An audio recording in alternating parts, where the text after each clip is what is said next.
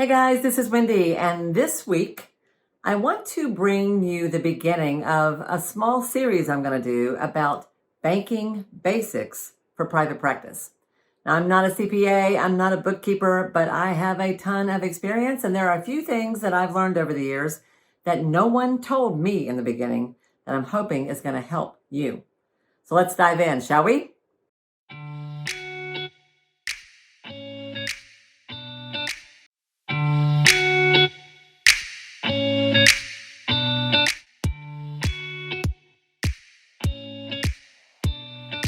There are 4 basic accounts that you need to have set up to run your practice easily. But before I tell you what those 4 accounts are, let's talk about a simple principle here that no one told me in the beginning when I first set up my practice. And that is, you must keep your business money separate from your personal money. I know it seems like it's all the same thing, but it is not. If you listened to my interview with Susan Penner last week, you heard her talk about one of the mistakes that she sees people make is treating all of their monies, their business monies and their personal monies, as one big bucket. That's not what we're going to do. Whatever personal banking accounts you've got set up, checking, savings, Christmas club, whatever you've got, that needs to stay completely separate from your practice. On the business side, you need, at minimum, a business checking account. Now, if you bank at a regular bank, there's a chance they may charge you some extra fees for that by calling it a business account. If you don't want to do that, don't. Just set up another so-called personal account, but use it only for business. I bank at a credit union where there are no additional fees, and I just have a business checking account, and it's called a business checking account. That's your foundation. I like to think of that as your home base for all of your money. Anytime someone pays you anything at all, whether it's $2 or $2,000 or $20,000, all income should start there. Just park it in one place and then decide from there where you want to put it, move it, or however you have things set up. Okay, so business checking is account number 1. Account number 2 is a savings account, of course, for your business. In particular, I think it helps to have a savings account that you use specifically for taxes. You're going to be paying taxes more often. We'll talk about that in an upcoming video, and you might as well start getting ready for it. So having a special savings account specifically identified as your tax preparation account will bring you a lot more peace of mind come tax time. That's account number 2. Account number 3 is something that I didn't know until a few years ago. I just figured this out actually over the last 3 or 4 years, and that is what I call an operations account. This could still be checking, it could be savings, I don't care what format you want to use it. I use it as a basic savings account, but I call it my operations account. And it is where I park money that is already earmarked for upcoming expenses.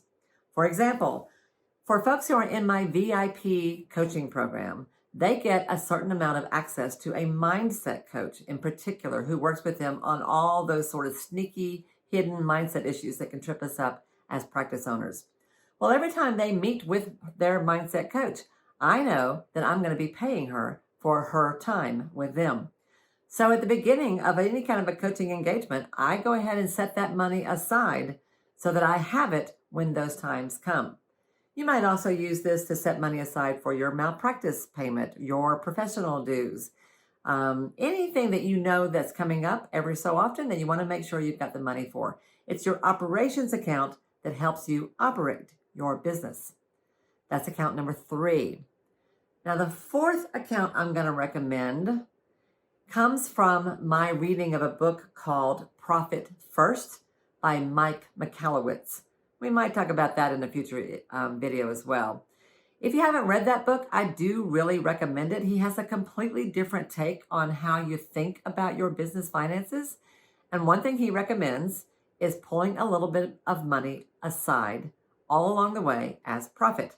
In fact, I talked about this in more detail in the video you'll see linked right here or down below. You might want to check that out if you missed it. A Profit First account is a special account that you have set up in your business side of things where you put a small amount, a percentage of every dollar you make that is totally profit off the top. And then what I like to do is once a quarter, maybe every 6 months, maybe once a year, pull that money out as my own little bonus or dividend. That's entirely how I paid for my vacation this year. Those are the 4 accounts I actually think you need to have in place from the beginning. Business checking, business savings that you use for taxes, an operations account that you use to set aside money to operate your business in the ways that you know you're going to need, and then a profit first account so you're taking care of yourself. And if you want just one little extra little tip, I can throw in a 5th account that you could use. I do this and I have found it super helpful. In a few weeks, I'm going to be talking with you about how to manage an irregular income. It's a bit of a challenge. It's one of the hardest things I have found to learn. But one thing you could do to prepare for that is have a 5th account that I, for lack of a better name, I call it my salary set aside. Okay, so I know that's not fancy or clever, but it works for me. But I put a little bit of money in there along the way so that when it's time for my own paycheck, I'm ready for it. You might want to do that as well. That too adds peace of mind. I'll be talking about that in more detail in a future video. So I'd like to hear from you. What do you think about this? Are you already using these accounts? What's new here? What sounds kind of intriguing to you? What have you never thought about? What questions do you have? If I had to say one thing to you as we wrap this up, it is, if you don't do anything else, get my point that business money needs to be kept completely separate from personal money. There are lots of reasons around that have to do with your legal liability, your financial risk. Just trust me on that, no matter what kind of business arrangement you have, whether you are a sole proprietor, whether you're an LLC, you're an S-Corp, whatever, you still need to have that set up from the very beginning, okay? Take that to heart. If you like this kind of information and you want more help with this, by all means, please remember to give this video a thumbs up, share it with a friend, even better yet, subscribe to the channel, and talk to me in the comments below. Let me know what your number one takeaway is from this conversation today. I look forward to hearing from you. Have a great week, everybody, and I'll see you next time.